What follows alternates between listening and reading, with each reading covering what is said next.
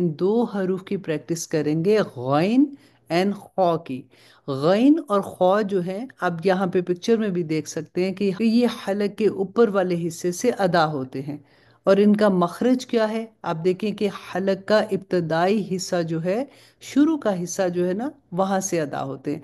अब हम थोड़ी सी इसकी डिटेल देखते हैं कि गैन में जैसे किसी का गला खराब होता है तो गरारे करते हैं ना, बिल्कुल उसी तरह से गैन गैन। और अब खौ की आवाज आप देखिए, जैसे हम कहते हैं कि ये तो बहुत खराटे लेता है, बिल्कुल उसी तरह जैसे खड़ खड़ की आवाज होती है। खौ खौ खौ, इसमें आपको एक खड़ खड़ की आवाज भी आ रही है ना, बिल्कुल वहीं से आपने खौ एंड गैन को अदा करना होगा।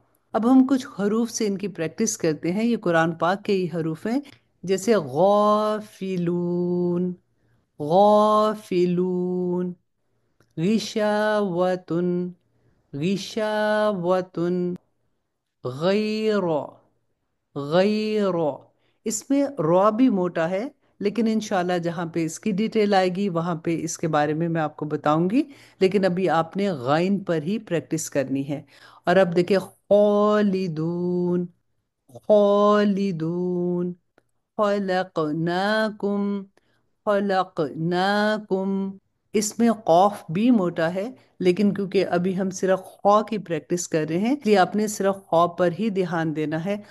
खौरजा, खौरजा। इसमें भी रॉ मोटा है, लेकिन इंशाल्लाह जहाँ पे इसकी डिटेल आएगी फिर मैं वहाँ पे आपको बताऊंगी। यहाँ पर भी आपने खौ की तरफ ध्यान देना है। खौरजा,